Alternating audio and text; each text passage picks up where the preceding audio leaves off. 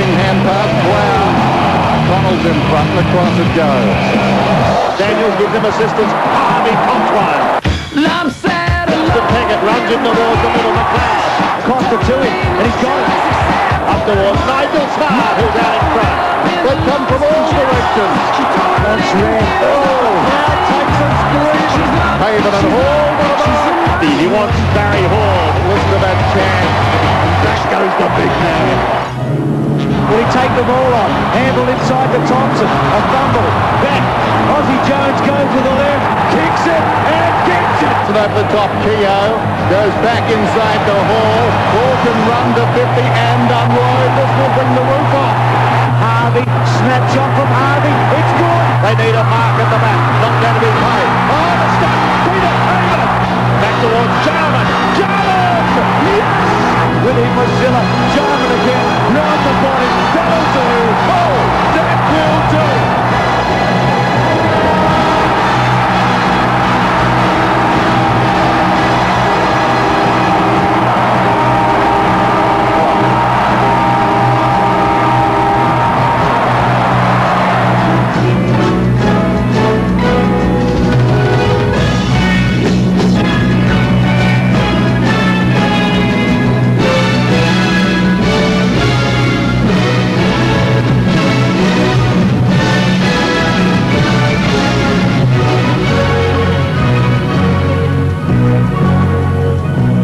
Yes, just some of the great scenes from yesterday's magnificent match at the Melbourne Cricket Ground. The Crows winning against the Saints in the end by 31 points. They kicked 14 goals, won to 6-5 after half-time. And early this morning, I caught up with the Crows coach, Malcolm Blight. Malcolm, the morning after, what's it feel like? Fantastic, Bruce. Yeah, we just had a quiet night and we're just about to hop on a bus, and I've got about 2 minutes, as you know. I know you're a bit anxious and toey, and we're going to join you later in Adelaide when you do arrive live. Can I just take you through parts of the game? What about Heatley early and the firepower from St Kilda's point of view? Did that worry you at all? Oh, yeah, I suppose it did, but I mean, once again, like we started last week, I thought we just kept on kicking points, and then eventually they squared the points up, and it was a 3-8 to 3-6, which is the most unusual scoreline I've ever seen in the grand final. Yeah, it was a very even first quarter. You've been known to make surprising choices at times, and Shane Ellen at full forward yesterday was one of the most surprising. This guy hasn't kicked a goal all year. He ended up kicking 5 goals in the grand final. Admittedly, some of them came from half-back in the second half. You've obviously believed in this guy's talent. Yeah, I've talked to Shane last night a fair bit, actually. It's just a matter of Shane believing it. And I saw him play for South Adelaide after his injury-ridden season, and he kicked goals for South Adelaide. So we always tended to use him as a bits part or off the bench player or half-backer, and I just thought that I thought he could play there. Did you think the game was getting away at any stage? In the second quarter, Barry Hall took charge, and so did the Saints. Jones had kicked that sensational goal just before quarter time, and then Hall got 3 in about 5 minutes. Yeah, one of the things was, it was some of the play up ground. I've given Peter Caven 1.5 of those, not 3, and Peter was a great player for us all year. So I don't know. I just knew that he'd come back. You sort of seen him play all year, so. I had a bit of faith in him, actually, and he repaid it in diamonds in the end. He did. I mean, one of the great things of your team has been your rebound from half-back and also from full-back. McLeod has been a great example. Nobody has played better football than Andrew McLeod in this final series, and nobody has been a more worthy Norm Smith medalist. This guy could be one of the greats in Australian football.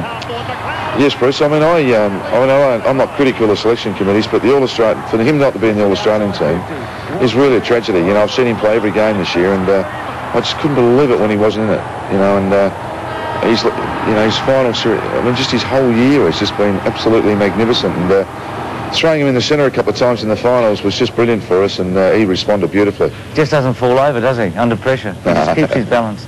Yeah, he's a marvellous player. I thought one of the best things to happen yesterday was Darren Jarman. He had such a disappointing final when they won the premiership in '91. Yesterday, he kicked 5 goals in the last quarter of the grand final. I'm not sure if that's ever been done before, Malcolm.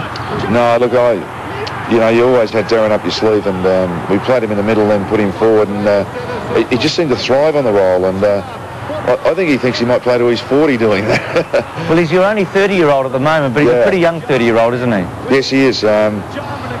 you know, he's a marvellous player. I mean, everyone keeps on talking about his highs and lows, but I've watched him every game this year. Sure, he's had his quiet quarters and halves and games and all that, but I've really enjoyed his play. I really think he's an odd player. I know you're on your way, but just a couple of quick things. I mean, do you feel now, I mean, this is something that's been brought up before. Your finals record is amazing. You've won 12 out of 19 as a coach, 7 of your last 8, but you hadn't won a premiership. Thank God you went back to coaching, because it wouldn't have been right that you'd not coached a premiership team. Yeah, I mean, you're always judged by winning and losing, Bruce, as you know, and I think that's a bit unfair. We ran into some pretty good sides at Geelong, as you know, and this one was probably, we were the underdog again, but we've finally got up, and it doesn't happen all the time, but we're pretty excited about it, I can assure you. And just finally, coaches talk about relief rather than joy after a grand final. My feeling yesterday was that you did have real joy, and Stan Alves, who's your old mate, you and him together on the ground yesterday was just such a class act. Yeah, look, I did. I'd sat on the couch with you, Bruce, and we talked about all the premiership coaches have said relief, but I was genuinely excited. I mean, it's such a long journey. You know, 12 months ago we started, almost to the day, and you know, you live and breathe with these guys all year, and the tragedies, some of the tragedies off the field with injuries and all that sort of stuff. So it was a real joy thing, I must admit. Not relief. Did you visualise at any stage pre-season that you might be in this position? No, not really. I was hopeful that finals would be, but no, not really. But as the season gets on, of course, you grow in confidence, and so do the players. Well, enjoy the day. Thanks, I'm not going to Bruce. ask you about planning for next year. You can forget all about that. Enjoy the day. We're going to catch up with you, Malcolm, you and the team when you arrive in Adelaide later on Sportsworld. Thanks, Bruce.